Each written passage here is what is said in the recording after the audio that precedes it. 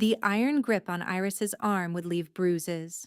She knew this with the same dull certainty that had settled into her bones over the past 3 months, the certainty that her body was no longer her own, that her choices had been stripped away one by one like petals from a dying flower. Lucian's fingers dug deeper as he dragged her down the marble corridor of their family estate, past the portraits of Shadowfang ancestors who watched with painted indifference. "Walk faster," her brother hissed. "The carriage is waiting." "Lucian, please." Her voice cracked on the words. "At least tell me where—" His backhand caught her across the cheek, snapping her head to the side. The familiar copper taste of blood bloomed on her tongue where her teeth cut into her lip. Iris stumbled but didn't fall. Falling meant being dragged, and being dragged meant more bruises, more pain, more of the helpless rage that had become her constant companion. "You don't get to ask questions." Lucian yanked her forward again, his handsome face twisted into something ugly. "You lost that right when you spread your legs for a servant." Heat flooded her cheeks. Shame and fury tangled together until she couldn't tell them apart. "Marcus wasn't— Marcus is dead."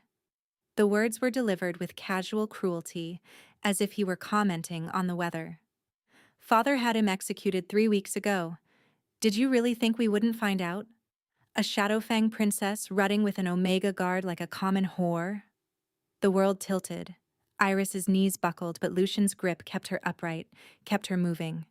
Marcus. Sweet, gentle Marcus, who had looked at her like she was the moon itself, who had promised they would run away together, who had placed his hand on her still flat belly and whispered about the future they would build. Dead. Because of her.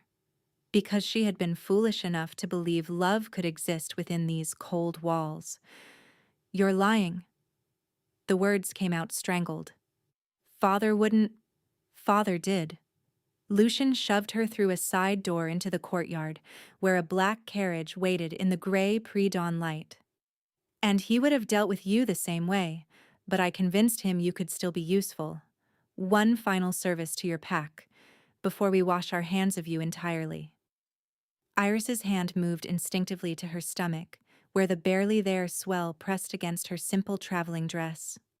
The child growing inside her, Marcus's child, was the only thing keeping her tethered to sanity. The only thing left that was truly hers. "What service?" she demanded, planting her feet despite knowing it was futile. "Where are you sending me?" Lucian smiled, and the expression made her wolf, dormant for months, beaten down by grief and fear, stir weakly in warning. "The Blackwood Pack." The name hit her like a physical blow.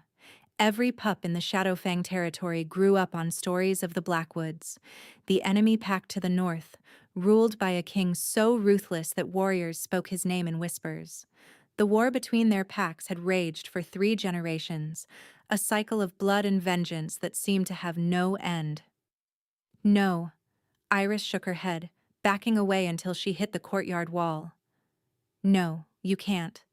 Lucian, they'll kill me. They'll do whatever they want with you." He advanced on her, and she saw no trace of the brother who had once taught her to ride, who had bandaged her scraped knees and called her little shadow. That brother had died years ago, replaced by this cold stranger hungry for their father's throne. "You're a gift of good faith, a gesture of peace to end the war." "I'm pregnant," she whispered. "With your niece or nephew. Doesn't that mean anything to you?" Something flickered in Lucian's eyes, there and gone so quickly she might have imagined it. "It means you're already worthless. Soiled goods. The Blackwoods can breed you themselves if they want, or cut the bastard out of you. I don't particularly care either way." He grabbed her arm again, wrenching her toward the carriage. Iris fought, clawing at his hands, kicking at his shins, screaming for help she knew wouldn't come. The household staff had been dismissed. The guards answered to Lucian. Her father had locked himself in his study 3 days ago and hadn't emerged since, leaving his heir to handle the problem of his disgraced daughter. "Stop fighting," Lucian grunted, wrestling her into the carriage. "You're only making this harder on yourself." "I hate you." The words tore from her throat as she was thrown onto the leather seat. "I hope you rot for this. I hope—" The carriage door slammed shut, cutting off her curse. Through the small window, she watched Lucian dust off his hands like he was disposing of refuse, rather than condemning his own sister to death. "One more thing," he said, leaning close to the glass. "The Blackwood King is known for his temper. I'd suggest keeping your mouth shut about the pregnancy for as long as possible. Might buy you a few extra days." The driver's whip cracked. The carriage lurched forward. Iris pressed herself into the corner of the seat, arms wrapped around her middle as if she could physically shield the life growing inside her. The estate, the only home she had ever known, shrank in the window until it disappeared entirely, swallowed by the fog that clung to the Shadowfang Mountains. She was going to die. Her child was going to die. And there was nothing she could do except watch the miles pass and count down the hours until her execution. The tears came then, silent and scalding, tracking down her cheeks and dripping onto her clasped hands. She thought of Marcus, his warm brown eyes, his crooked smile, the way he had held her so carefully that last night like she was something precious. He had died believing she was safe, protected by her family's name. He had died for nothing. The journey lasted 2 days. 2 days of jolting roads and sleepless nights, of dry bread and tepid water passed through a slot in the carriage door.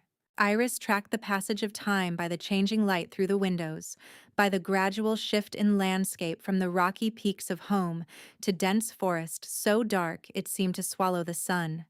Blackwood territory. She felt it the moment they crossed the border. A pressure in the air. A heaviness that made her wolf stir again despite months of dormancy. The forest here was ancient, primordial, filled with shadows that seemed to watch her passage with predatory interest. This was not a place that welcomed strangers. The carriage finally stopped as dusk was falling. Iris heard voices outside, harsh commands in an unfamiliar accent. Then the door was wrenched open, and she found herself staring up at a massive wolf in human form, his scarred face twisted in contempt. "Out," he ordered. "Now!" Iris's legs had gone numb hours ago. She half fell, half climbed from the carriage, her trembling muscles screaming in protest. The cold hit her immediately, sharper here than in the mountains, carrying the scent of pine and something else. Something wild and electric that made her heart pound. The compound before her was built of dark stone and timber, rising from the forest like it had grown there. Torches lined the path to the main structure, their flames casting dancing shadows across the armed wolves who watched her with open hostility. She was the enemy, a Shadowfang. Her death would be celebrated. "Move!" The scarred wolf shoved her forward, and Iris stumbled but kept her feet. She would not crawl to her execution. Whatever dignity remained to her, she would cling to it until the end. The great doors opened as they approached. Inside, the hall was vast and cold, lit by a massive fireplace that did little to chase away the chill. Warriors lined the walls, their silence more threatening than any shout. At the far end, upon a throne carved from a single piece of black oak, sat the Alpha King, Jasper Blackwood. Even from this distance, Iris could feel the power radiating from him. He was larger than any wolf she had ever seen, broad-shouldered and lean, with dark hair that fell across a face carved from granite. His eyes were steel gray, cold as the winter wind, and they fixed on her with an intensity that made her breath catch. "On your knees before the king!" someone barked. Iris's legs were forced to buckle. Her knees hit the stone floor hard enough to send pain shooting up her thighs, but she barely noticed. Her wolf had gone absolutely still inside her, every sense focused on the figure rising from the throne. He moved like smoke, like shadow given form. Each step brought him closer, and with each step, something strange happened. Warmth began to bloom in Iris's chest, spreading outward through her veins like liquid fire. Her wolf, dormant for so long, suddenly surged against her skin with a force that stole her breath. The Alpha King stopped 3 feet away. His nostrils flared, and then his eyes, those cold, steel-gray eyes, bled to molten gold. A sound escaped him, low and rumbling, more growl than word. Iris felt the vibration of it in her very bones, felt an answering pull in her blood that she had never experienced before. Her hand flew to her belly, an instinctive protective gesture, as her mind struggled to process what her body already knew. The mate bond, the impossible, undeniable truth of it crashed over her like a wave. This man, this ruthless enemy king who would surely kill her, was her fated mate. And from the way his golden eyes dropped to her protective hand, the way his growl deepened into something dangerous and possessive, he had realized it too. The silence in the great hall stretched taut as a bowstring, every warrior frozen in place as their king stood motionless before the kneeling enemy princess. Iris couldn't look away from those golden eyes, couldn't move, couldn't breathe, couldn't do anything but kneel there with her hand pressed protectively over her belly while the impossible truth rewrote everything she thought she knew. Jasper Blackwood was her mate. The warmth continued to spread through her veins, chasing away the cold that had seeped into her bones during the 2-day journey. Her wolf, so quiet for months that Iris had feared the grief had killed that part of her entirely, now pressed forward with desperate urgency.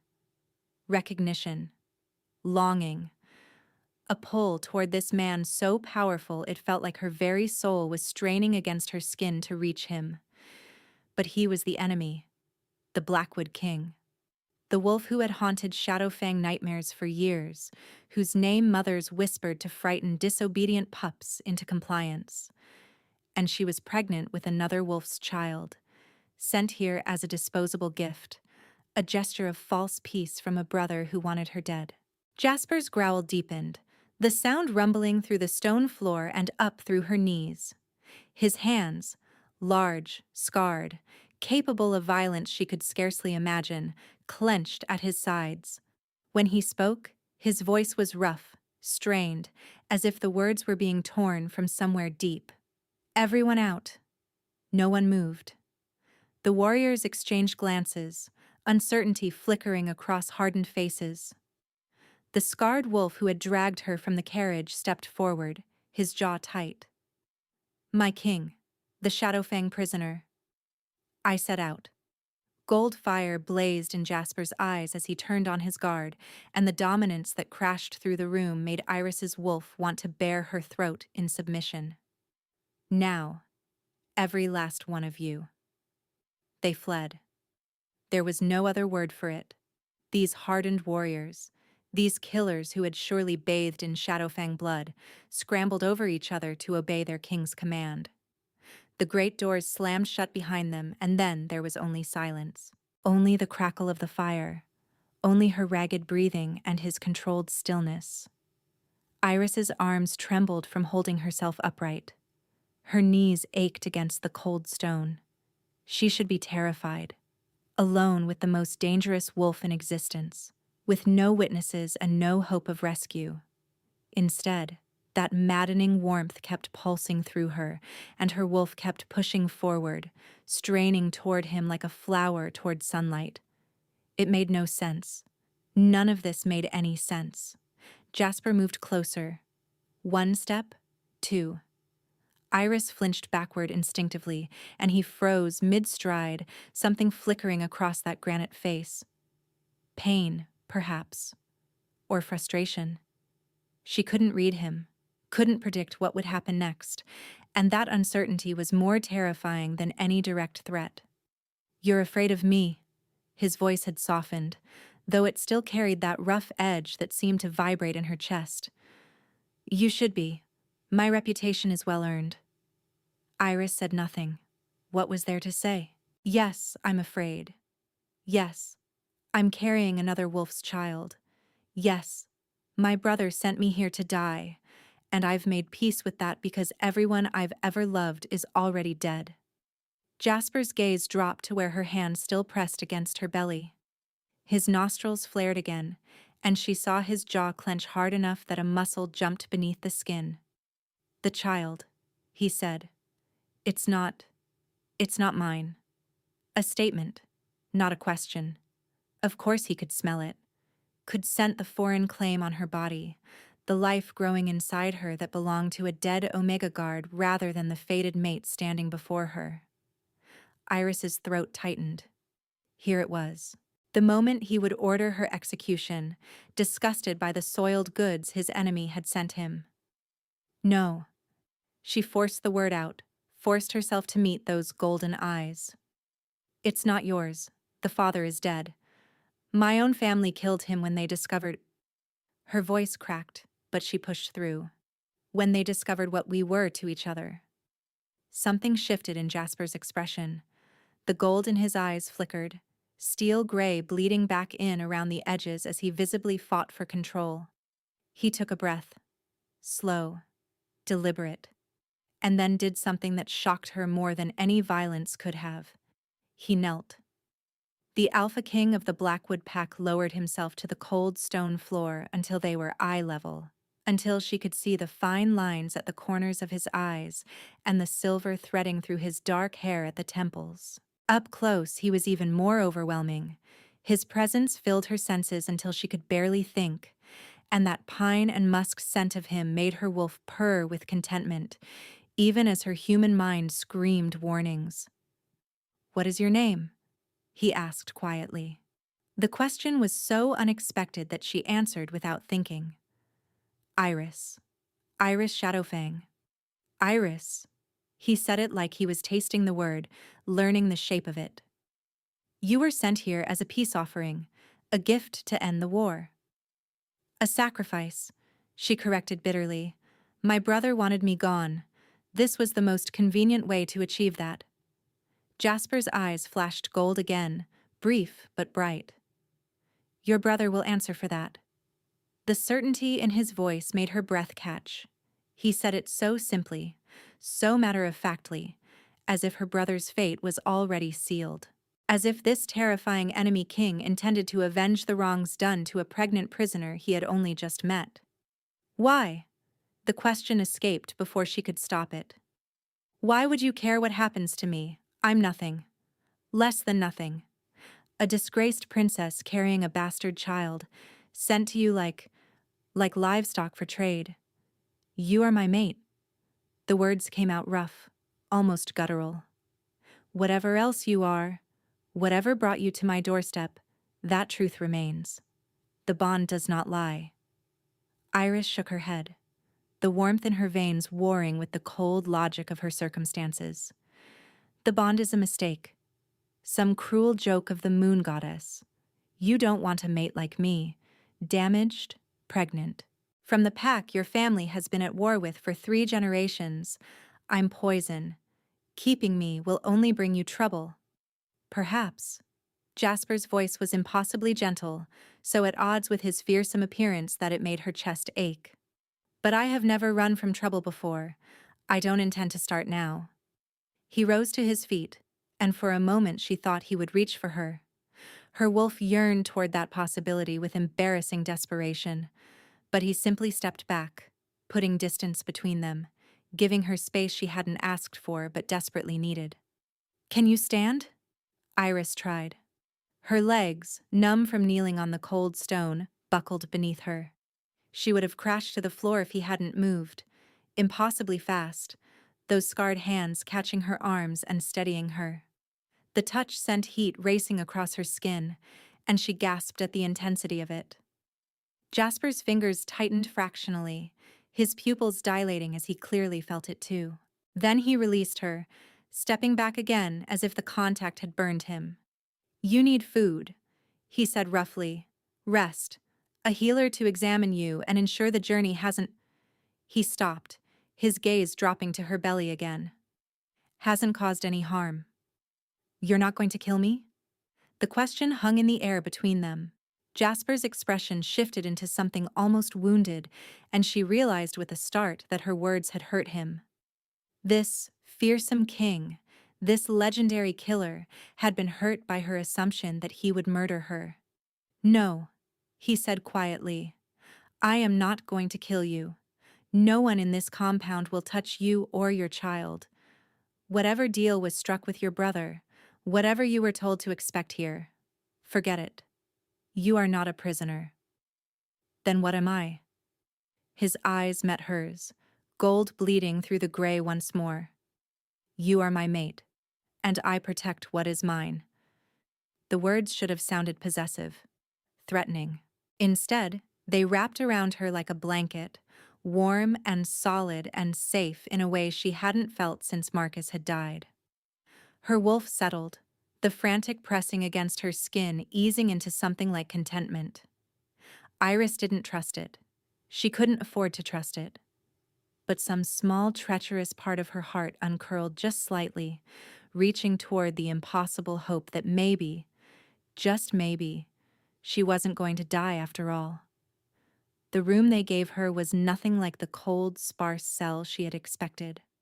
Iris stood in the doorway, staring at the massive bed piled high with furs, the fire crackling merrily in the hearth, the table laden with more food than she had seen in weeks.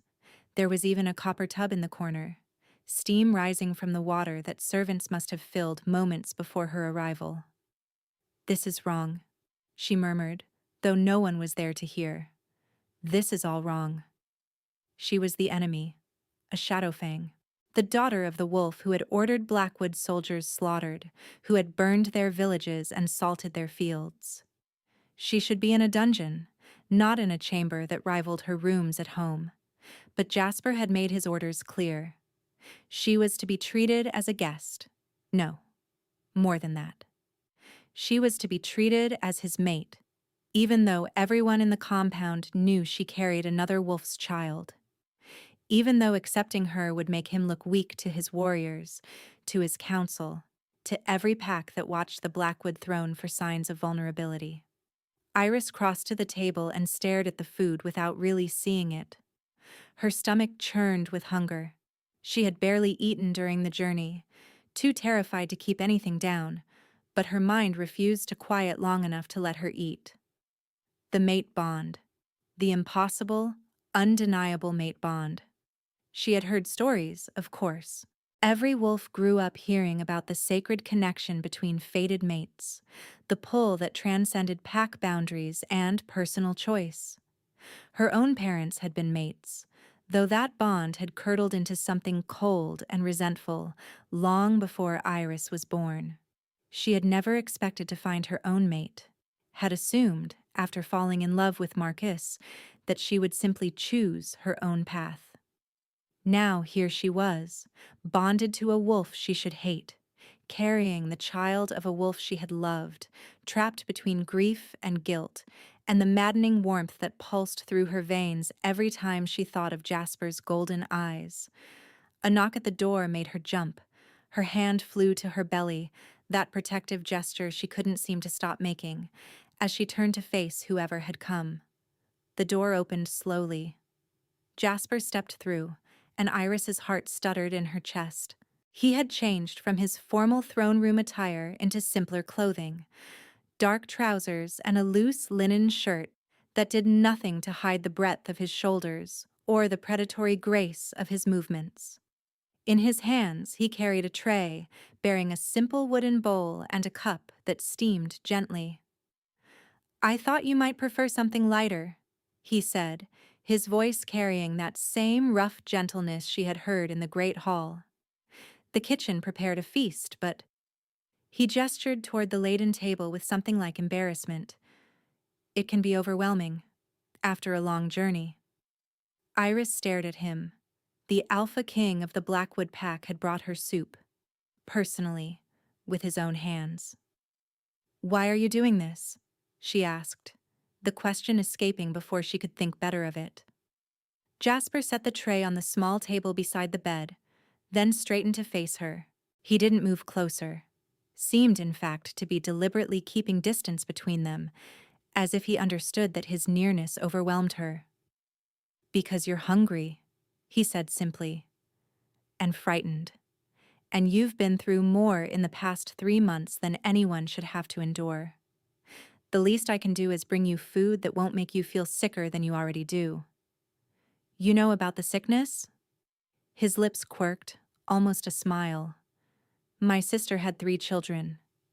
I remember the early months well. She could barely keep down anything except bread and clear broth." The mention of family, normal, domestic family, jarred against everything Iris had expected from him. She had imagined the Blackwood King as a monster, a creature of violence and darkness with no ties to anything human. Instead, here he was, talking about his sister's pregnancies while offering her soup. "You should hate me," Iris said. "Your family has been at war with mine for 3 generations. I'm the enemy. You are my mate." He said it with that same quiet certainty, as if the fact settled everything. "The war is between our packs, not between us. Whatever our fathers and grandfathers did to each other, it has nothing to do with you, or with me. But the child is innocent." His voice sharpened slightly, something fierce flickering in his eyes. "Whatever sins were committed in its conception, and I do not count love as a sin, the child itself bears no blame. It will be protected here, raised here, if you wish. Loved, if you will allow it." Iris felt tears prick at her eyes and blinked them back furiously. She had spent so many weeks preparing for death, for the worst possible outcome, that kindness felt almost more threatening than cruelty. She knew how to survive cruelty. She had no defenses against this. "I don't understand you," she whispered. "No," Jasper agreed quietly. "You don't. Not yet. But you will." He moved toward the door, then paused with his hand on the frame. When he looked back at her, his eyes were gray again, controlled, careful, but something warmer lurked beneath the surface. "Eat," he said. "Rest. Tomorrow we'll speak properly, and you can tell me everything your brother did to you, everything your pack did. And then we'll decide together what happens next." "Together?" The word seemed to catch him off guard. He was silent for a moment, studying her face, and then he nodded once. "Together. You're my mate, Iris. Not my prisoner. That means your voice matters. Your choices matter." A pause, and then, softer. "You matter." He left before she could respond, the door clicking shut behind him. Iris stood alone in the warm, fire-lit room, her hand pressed against her belly, her heart doing something complicated and terrifying in her chest. The soup was perfect. Simple, warm, exactly what her roiling stomach needed. She ate every drop, then curled up in the massive bed surrounded by furs that smelled faintly of pine and musk.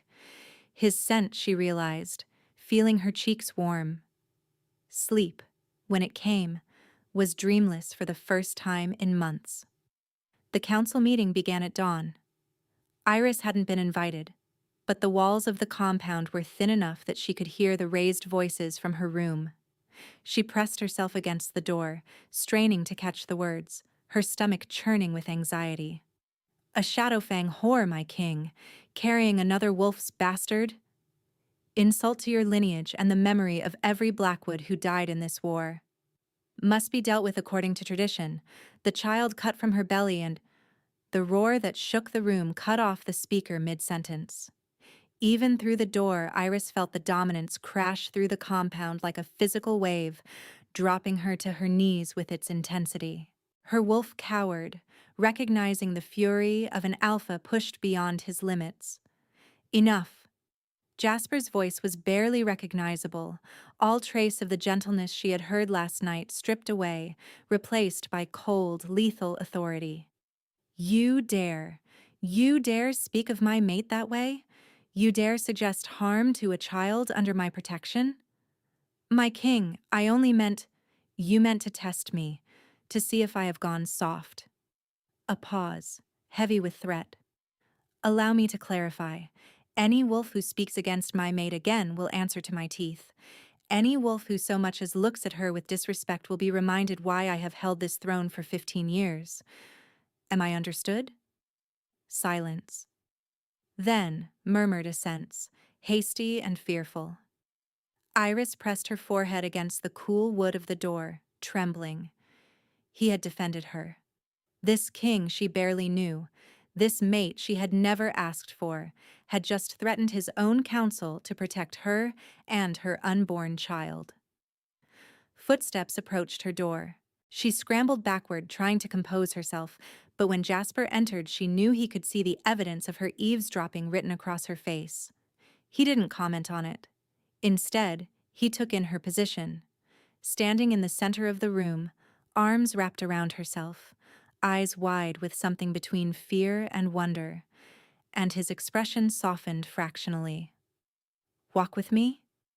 It wasn't really a question, but he asked it like one, giving her the choice, and Iris found herself nodding before she could think better of it. The garden was unexpected. Tucked behind the main compound, sheltered from the wind by high stone walls, a small courtyard bloomed with late autumn flowers. Iris stared at the splashes of color against the gray stone, her throat tight. It was beautiful, simple and practical. Nothing like the elaborate gardens of her family estate, but beautiful nonetheless. My sister's doing, Jasper said quietly, watching her face. She insisted this place needed something living, something that wasn't about war or politics or strategy. It's lovely. She would have liked you. A pause. She died 2 years ago, in childbirth. Her daughter survived. The grief in his voice was carefully contained but unmistakable. Iris looked at him, really looked, past the fearsome reputation and the intimidating presence, and saw for the first time the weight he carried, not just as a king, but as a brother, as a man who had lost someone he loved. I'm sorry, she said softly. Jasper nodded once, accepting the condolence without comment. Then he turned to face her fully, his eyes holding hers with that intensity that made her breath catch. I heard you outside the door, he said, during the council meeting. Iris's cheeks flushed. I'm sorry, I shouldn't have. You should have. You needed to know what you're facing here. He moved closer, and this time she didn't flinch away. My council is not happy about your presence. They see you as a liability at best, a threat at worst. They will try to turn me against you. They will try to make your life here unbearable. And if they cannot succeed through those methods, some of them may attempt more direct action. Fear curled in her stomach, cold and familiar. Then why keep me? It would be easier to. Nothing worth having is easy. His voice was firm. And you, Iris Shadowfang, are worth having. The words hung between them, weighted with meaning she wasn't ready to examine. Her wolf stirred, pressing toward him with that same desperate yearning, and she had to look away before she did something foolish. In the meeting, she said carefully, I heard them say things about me, about the child, things that will never come to pass. His certainty was absolute. I made that clear. But why? She turned back to face him, needing to understand. You don't even know me. This bond, it's just biology, chemistry. It doesn't mean. The bond is everything. He cut her off, something fierce flickering in his eyes. My parents were mates, my grandparents. I have seen what a true bond can become, given time and trust, and I have seen what happens when wolves deny what the goddess has given them. His jaw tightened. I won't deny this. I won't deny you, whatever it costs me. Iris felt something crack open in her chest, some wall she had built without realizing it, mortared with grief and fear and the certainty that no one would ever choose her. Her eyes stung with tears she refused to shed. I don't know if I can give you what you want, she whispered. I'm broken. I loved someone else. I'm carrying his child. I can't just, I can't pretend.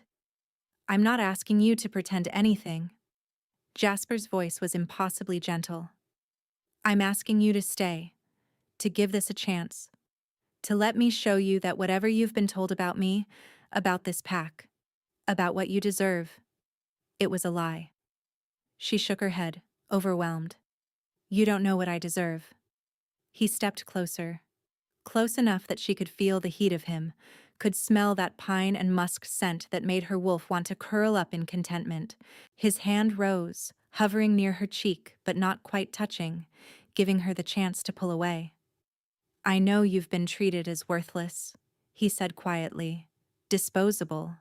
I know your brother used you as a bargaining chip and your father allowed it. I know you loved a wolf who died for that love, and you carry the grief of that loss alongside the life growing inside you. A tear escaped, tracking down her cheek. His thumb caught it, the touch feather light and achingly tender. I know, he continued, that you came here expecting death, expecting cruelty, expecting to be treated the way your own pack treated you. His eyes held hers, gold bleeding through the gray.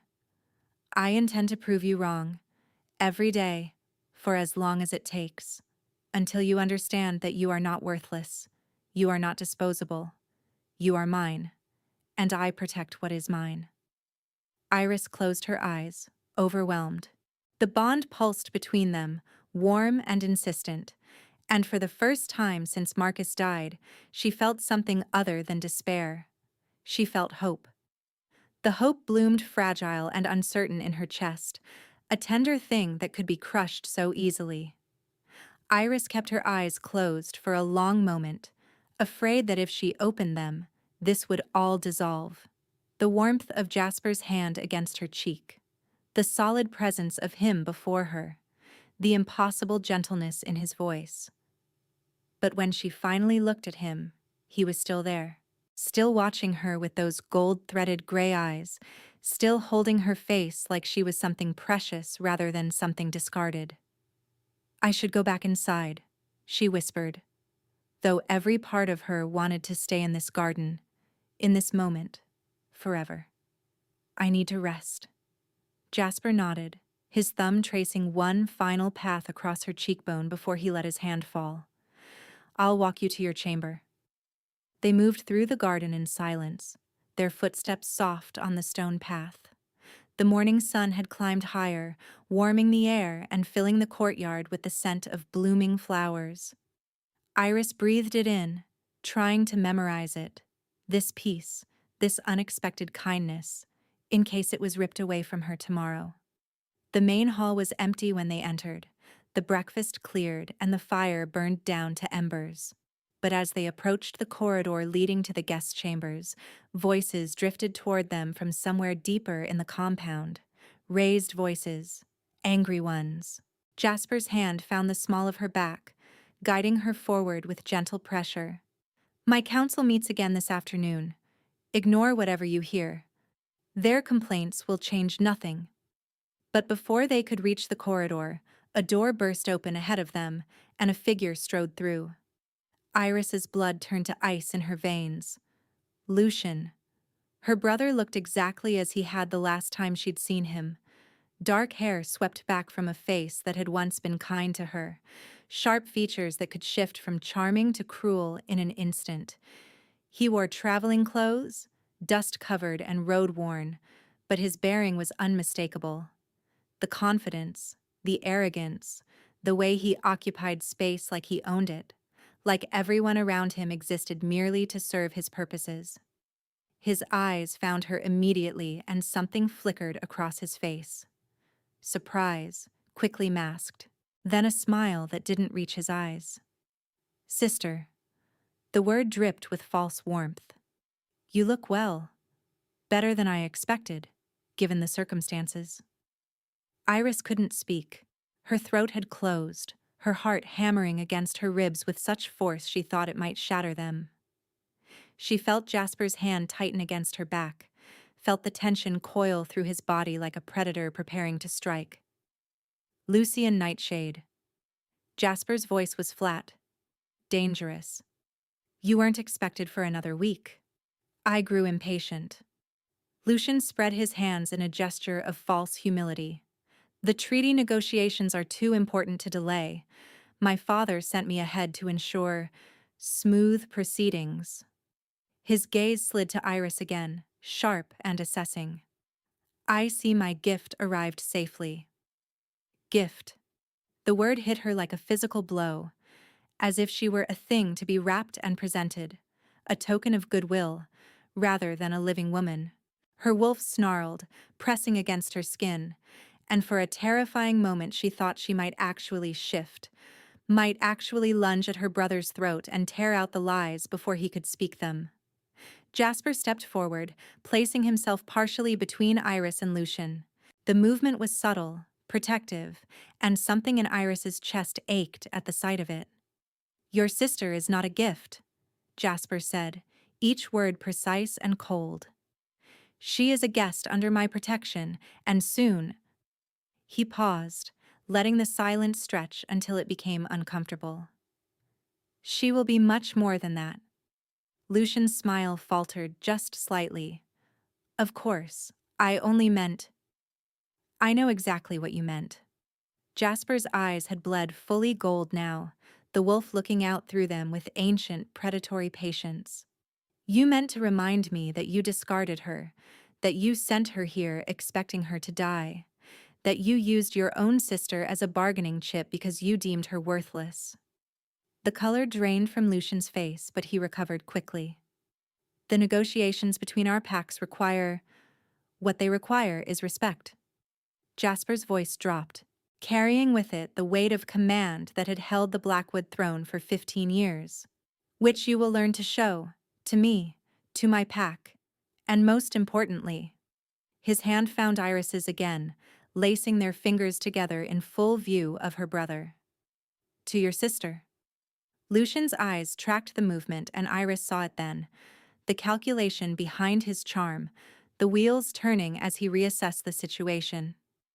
She had seen that look before, when he was planning something, when he was figuring out how to twist circumstances to his advantage. I see. Lucian's voice was carefully neutral. The mate bond, then. I had heard rumors, but I didn't believe. He trailed off, his gaze settling on Iris's face with an intensity that made her skin crawl. How fortunate for you, sister. From disgraced outcast to future Luna Queen. Our mother would be so proud. The mention of their mother was deliberate, cruel. Their mother had died when Iris was 8 years old, had loved her fiercely in the years before sickness took her, and Lucian knew, he knew, how much that loss still ached. Don't. The word escaped before she could stop it, rough and broken. Don't you dare speak of her. Lucian raised his hands in mock surrender. My apologies. I forgot how sensitive you can be. He turned his attention back to Jasper, dismissing Iris as easily as if she were a servant. Alpha King, I request a private audience to discuss the treaty terms. My father has authorized me to negotiate on his behalf. Tomorrow.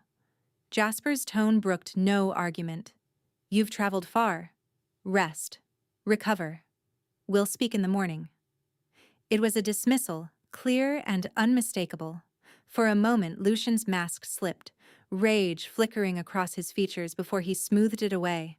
Then he bowed, the gesture just formal enough to avoid outright disrespect. As you wish, Alpha King. He straightened, his eyes finding Iris one last time. Sister. We should catch up soon. There's so much to discuss. The threat in his voice was unmistakable. She held his gaze, refusing to look away, refusing to show him how deeply his presence had shaken her. Her wolf pressed forward, strengthening her spine, and she lifted her chin. Yes, she said quietly. There is. Lucian's smile widened, genuine this time, but not in any way that comforted her. Then he turned and strode down the corridor, disappearing around a corner with the confidence of someone who had already won. The moment he was gone, Iris's legs gave out. Jasper caught her before she could fall, his arms wrapping around her with surprising gentleness for someone so large. He lowered them both to the floor, pulling her against his chest as she shook and couldn't seem to stop. "He's here," she gasped. "He's here. He was supposed to stay. I thought I would have time. Breathe." Jasper's voice was calm, steady, an anchor in the storm of her panic. "You're safe. He cannot touch you. You don't understand." The words tumbled out, desperate and raw. "He doesn't just want the treaty. He hates me. He's hated me since we were children, since our mother died and left him alone with our father. He blamed me. He always blamed me. And when I got pregnant." She couldn't finish. The memories were too sharp, too close. Lucian's face when he'd found out about Marcus. The cold satisfaction in his voice when he'd told her Marcus was dead. The way he'd gripped her arm, bruising hard, and whispered that this was her fault, that she'd ruined everything, that he would make her pay for her foolishness. "When you got pregnant," Jasper prompted gently, his hand stroking down her back in slow, soothing motions. "He convinced our father to send me here." Iris pulled back slightly, meeting Jasper's eyes. "It wasn't mercy, don't you see? It wasn't sparing my life. He wanted me to die here. He wanted me to suffer first, to be humiliated and broken, and then he wanted me to die. That's who he is. That's what he does." The gold in Jasper's eyes burned brighter. "Then he miscalculated badly. He won't stop." She gripped Jasper's arms, desperate to make him understand. "Finding out about the mate bond, that I'm protected, that I might actually matter here, it will drive him mad. He can't stand it when things don't go according to his plans. He'll find another way to hurt me, to destroy me. Let him try." There was something terrifying in Jasper's voice, a quiet, absolute certainty that sent a shiver down her spine. "I've held this throne against enemies far more dangerous than your brother. He may be clever, but he's walked into my territory, my stronghold, surrounded by wolves who would die for me without question." His hand cupped her chin, tilting her face up.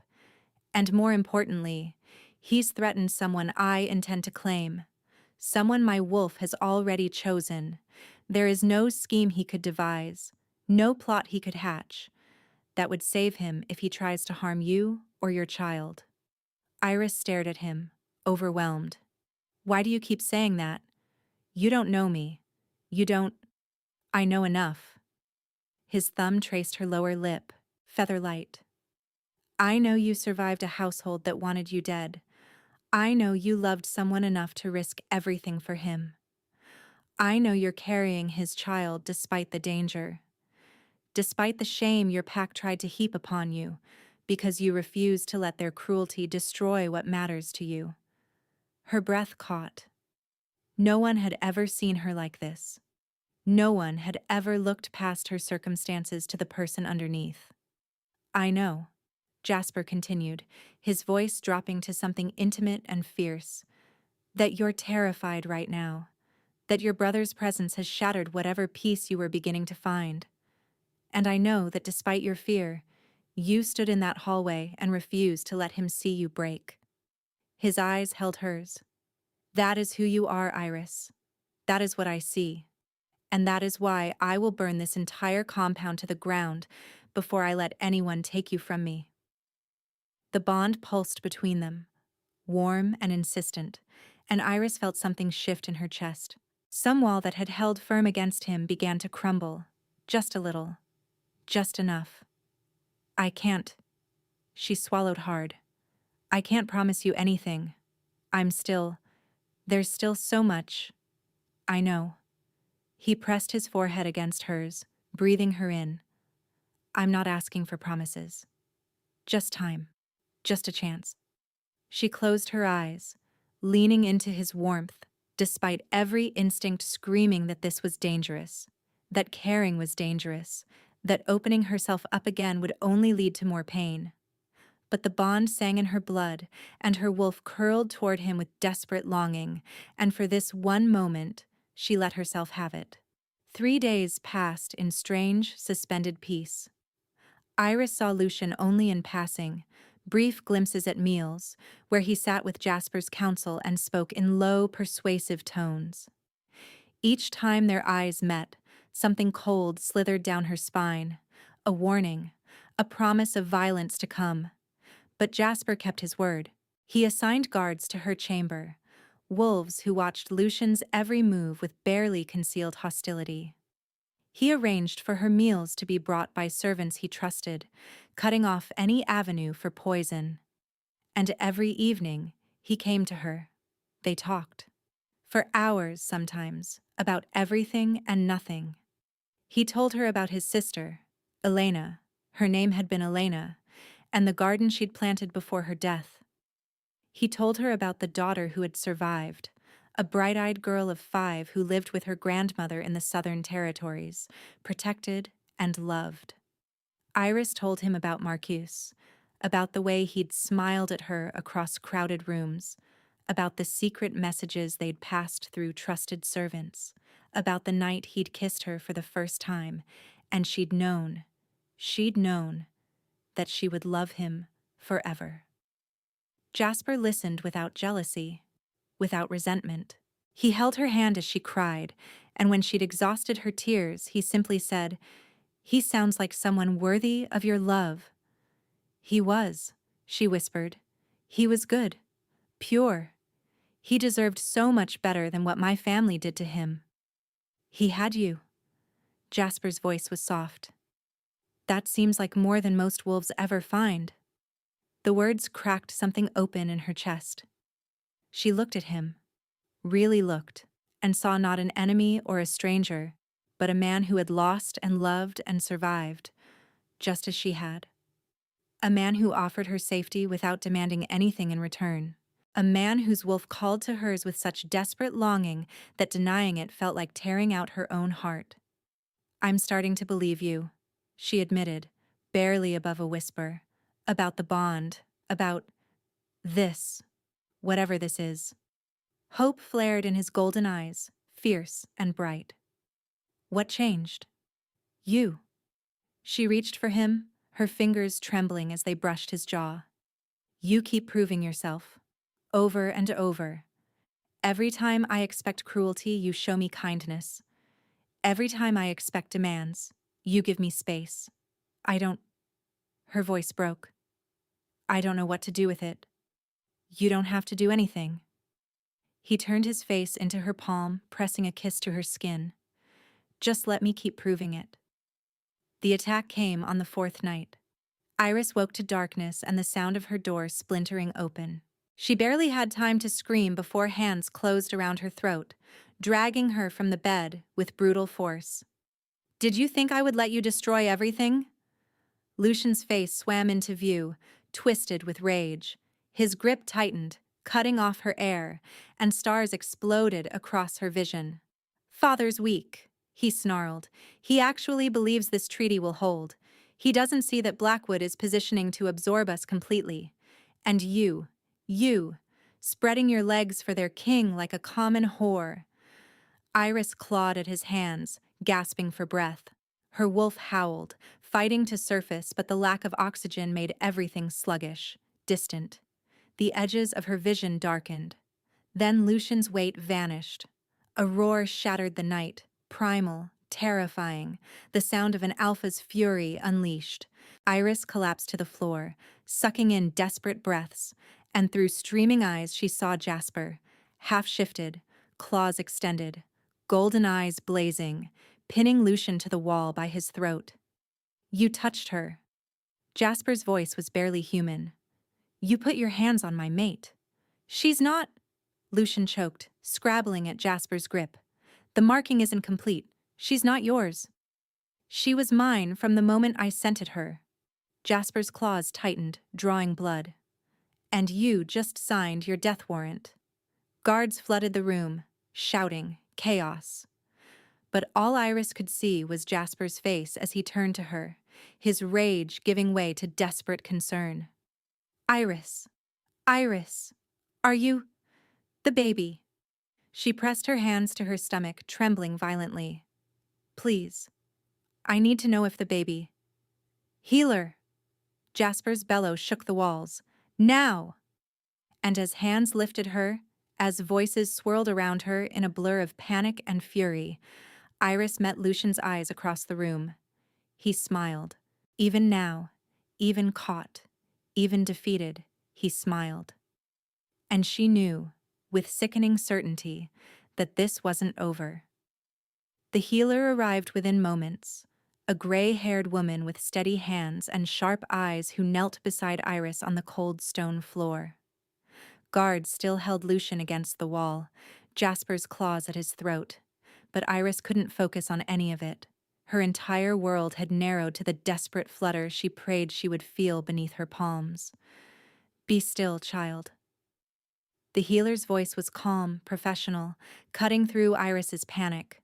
Warm hands pressed against her belly, and a soft glow emanated from the woman's palms. Healing magic, ancient and powerful. Let me see. Iris held her breath. The room fell silent except for Lucian's labored gasping and the low, continuous growl rumbling from Jasper's chest. Seconds stretched into eternities. The healer's brow furrowed in concentration, her eyes closed, her lips moving in silent words. Then her eyes opened and she smiled. The child is strong, she announced, frightened but unharmed. Your body protected them well. The sob that escaped Iris was raw, primal. Relief and terror and gratitude tangled together until she couldn't separate them. Her hands shook as she pressed them harder against her stomach, as if she could somehow reach through flesh and bone to comfort the tiny life within. You're safe, she whispered. You're safe. I've got you. Jasper released Lucian with a shove that sent him sprawling to the floor. In 3 strides, he was at Iris's side, gathering her into his arms with a gentleness that seemed impossible, from someone who had just been moments from tearing out her brother's throat. His hand covered hers on her belly, his forehead pressing against her temple. Both safe, he breathed. Both of you. Thank the gods. This isn't over. Lucian's voice was rough, damaged from Jasper's grip, but the venom in it remained undiluted. He pushed himself to his knees, blood trailing from the claw marks on his neck. You can't hold me. I'm a diplomatic envoy. My father, your father, Jasper said without turning, sent you here to negotiate peace, not to murder my mate in her bed. She's not your mate. The bond isn't sealed. In the eyes of pack law. In the eyes of my law, Jasper cut him off. She is under my protection. And you just attempted to strangle her while she carried an innocent child. Now he did turn, rising to his full height, and even from her position on the floor, Iris could see the way the guards flinched back from the raw power radiating from their king. You will be held until the treaty ceremony tomorrow. Your fate will be decided then, before both packs. Lucian laughed, a harsh, broken sound. You think witnesses will save her? You think making this public protects anyone? His eyes found Iris's, and that smile returned. Tell him, sister. Tell him what happens when Shadowfang's secrets come to light. Ice flooded her veins. She knew what he meant. The pregnancy. Marcus. The forbidden affair that had damned them both. If Lucian revealed it publicly at the treaty ceremony, before both packs. Take him, Jasper ordered. Chain him in the cells. If he speaks another word, gag him. The guards moved quickly, hauling Lucian to his feet and dragging him toward the door. He didn't struggle. Didn't need to. The damage was done. The threat had been delivered. And as he disappeared into the corridor, his laughter echoed behind him like a curse. Jasper helped Iris to her feet, his arms steady around her waist. The healer will stay with you tonight. I need to secure the compound, ensure he had no accomplices. Wait. Iris gripped his arm, forcing him to meet her eyes. He's planning something for tomorrow, the ceremony. He wants to expose me. The pregnancy, Marcus. All of it. He thinks if he can shame me publicly, destroy any legitimacy our bond might hold, Understanding dawned in Jasper's eyes, followed swiftly by fury. He thinks I would reject you? Cast you aside because you love someone before me? He thinks your council will demand it, that the other packs will see me as soiled goods, unworthy of a king. The words tasted like ash on her tongue. He's not wrong about how it will look.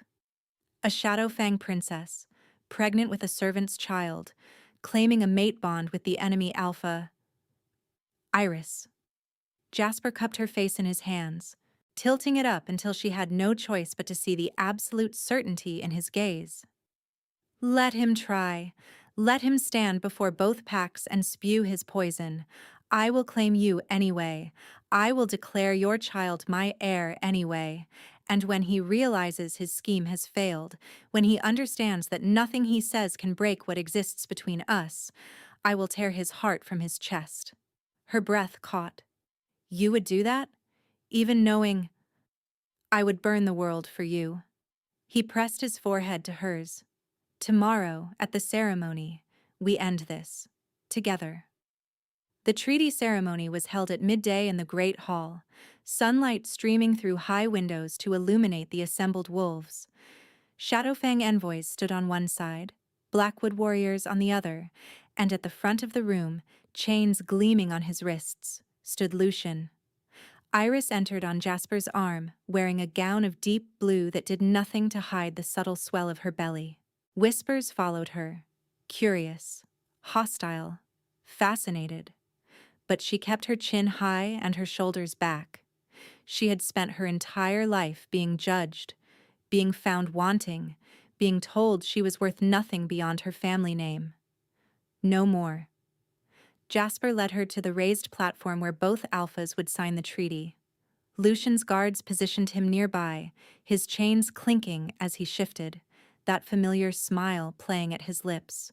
He looked confident, certain, like a predator who knew his prey was cornered. He didn't know her at all.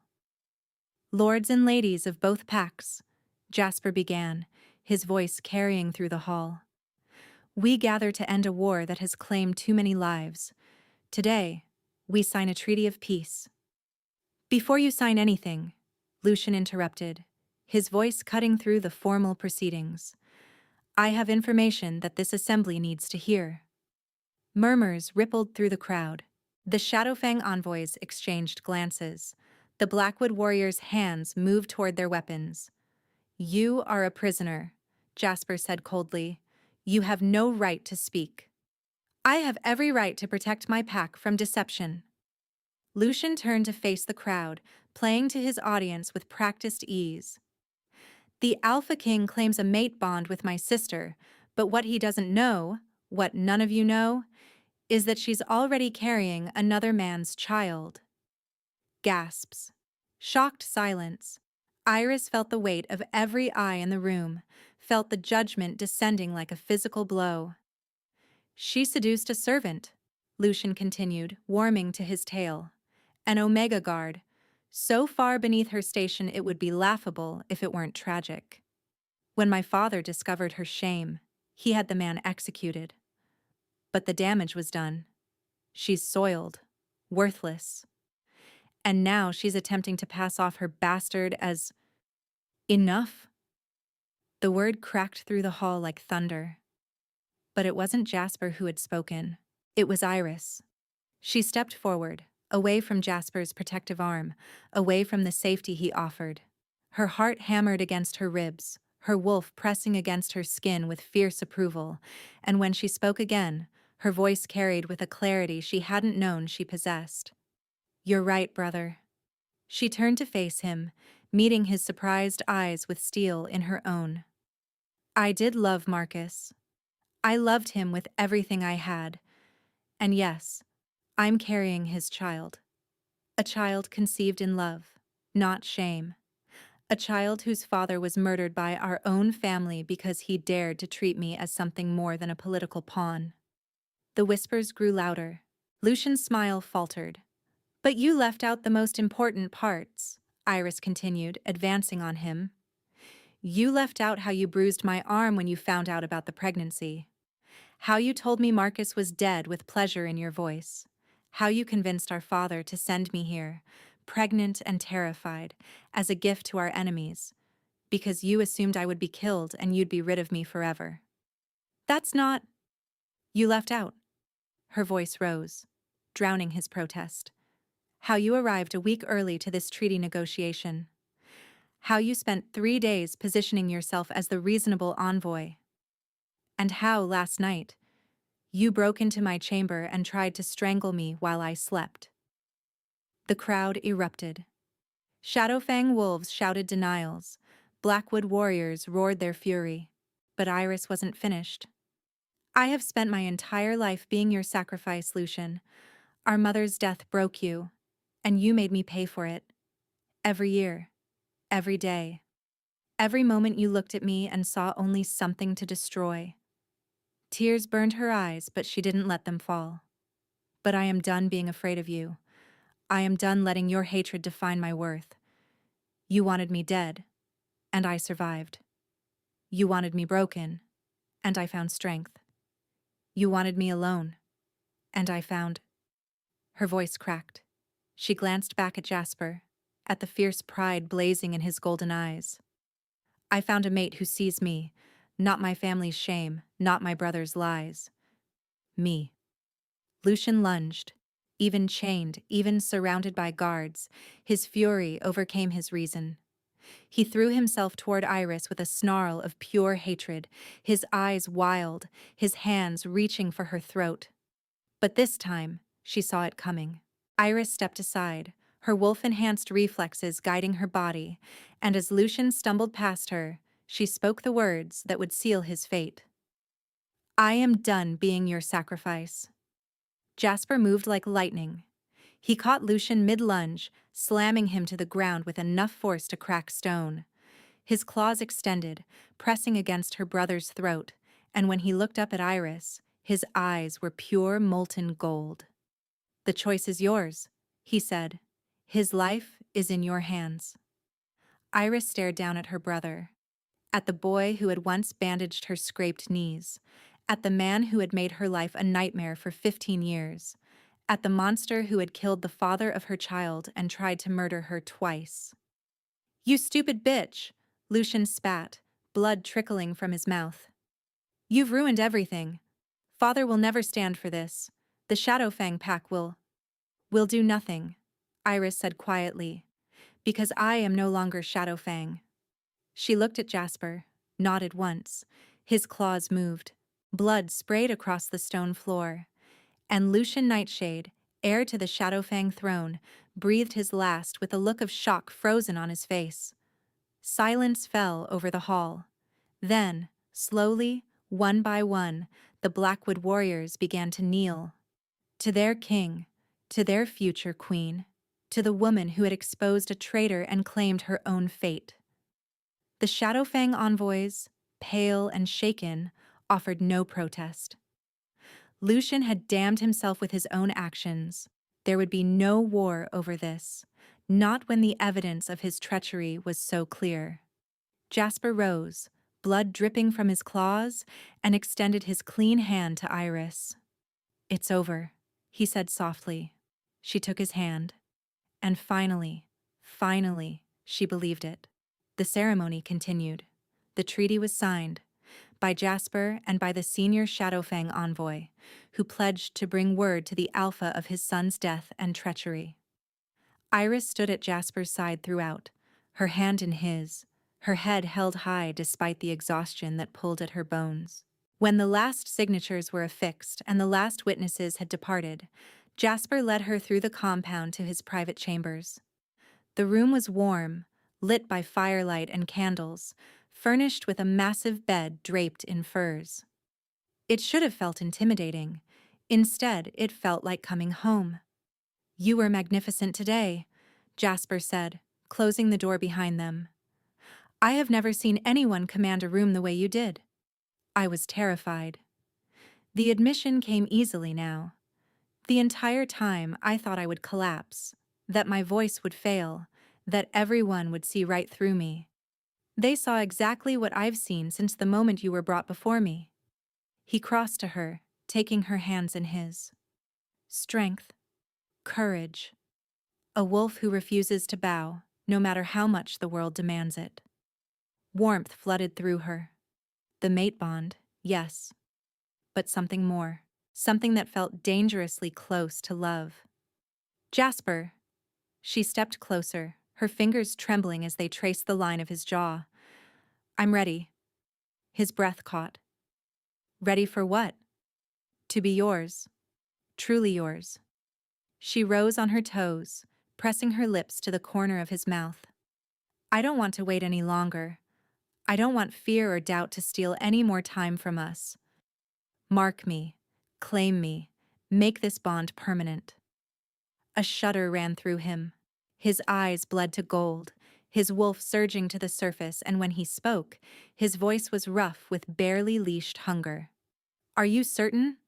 Once the marking is complete, there's no going back. You'll be bound to me for life. Your child will be my heir. Everything you are becomes mine to protect, to cherish, to... Yes. The word was absolute. I've never been more certain of anything. He kissed her then, deep and claiming, his hands tangling in her hair as he walked her backward toward the bed. Iris melted into him, feeling the bond pulse between them like a living thing, bright and demanding and right. They fell together onto the furs, and Jasper pulled back just enough to look at her. His hand trembled as he brushed hair from her face, as he traced the line of her throat with reverent fingers. Tell me if it's too much, he whispered. Tell me if you need me to stop. I won't need you to stop. She pulled him down to her. I need you to make me yours. His mouth found her neck. She felt the scrape of his teeth, the hot press of his breath against her skin. The anticipation built until she thought she might shatter from it, every nerve in her body straining toward the moment she knew was coming. When he bit down, teeth piercing flesh at the junction of her neck and shoulder, the pain was sharp and bright, stealing her breath. But it lasted only a heartbeat before something else took its place. Heat flooded through her veins, golden and overwhelming, carrying with it sensations that weren't her own. Jasper's fierce protectiveness, his desperate longing, his absolute devotion. She felt his wolf brush against hers, felt the bond snap into place like a key turning in a lock. Mine, he growled against her skin. And then something new surged through her own wolf, rising with a demand that couldn't be denied. She gripped Jasper's shoulders, pulled him back, and before he could react, she sank her teeth into the hard muscle where his neck met his shoulder. His groan shook through both of them. She felt his pleasure through the bond, felt the moment when her mark took hold, when the connection became mutual and unbreakable. His blood was on her tongue, copper and salt and mate, and when she released him, they were both panting. Yours, she whispered, her voice breaking on the word. He gathered her against his chest, holding her as the bond settled into something warm and permanent. She could feel him now, really feel him, like an extra heartbeat in her chest. His emotions washed over her in waves. Wonder, joy, fierce, possessive love. Mate, he breathed into her hair. Mate, she answered, and for the first time in months, she smiled. 1 year later, Iris stood in Elena's garden, watching her daughter take her first wobbling steps across the grass. The baby, Jasper insisted on calling her his princess, had her father's dark hair and her mother's stubborn chin, and she laughed with pure delight as she tumbled into the arms of her waiting half-sister. She's going to be trouble, Jasper said, wrapping his arms around Iris from behind and resting his chin on her shoulder. Just like her mother. Excuse me? Iris turned in his arms, raising an eyebrow. I believe you meant to say she'll be magnificent. Just like her mother. That too. He kissed her, soft and sweet, and through the bond she felt his contentment, deep and settled and utterly at peace. The war was over.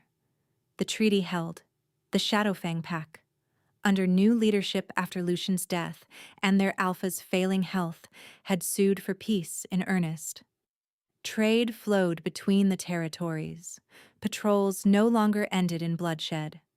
And Iris, once a disgraced princess sent to die, now sat on Blackwood's council as Luna Queen. Her voice carried weight in decisions of state. Her protection extended to Omegas like Marcus, ensuring that no servant would ever again be executed for loving above their station. "Do you regret it?" she asked sometimes, late at night when doubt crept in. "Claiming me? All the complications I brought with me?" And every time, Jasper would pull her close and press his lips to her mark, the permanent reminder of their bond, and whisper, "You brought me everything." Now, in the garden, their daughter's laughter ringing through the air, Iris finally understood what those words meant. She had arrived at Blackwood expecting death. She had found life, messy, complicated, beautiful life. She had found home. "Come on," Jasper said, taking her hand. "The council meeting starts soon, and you know how the elders get when we're late." Iris laughed, letting him pull her toward the compound. Their daughter squealed and demanded to be carried. Jasper obliged, settling her on his hip like he'd been doing it all her life, because he had been, because he would continue to, for all the years they had left. The future stretched before them, not without challenges, not without work, but bright with possibility. And as Iris walked beside her mate, her hand in his, her pack at her back, she knew one thing with absolute certainty: she would never be a sacrifice again.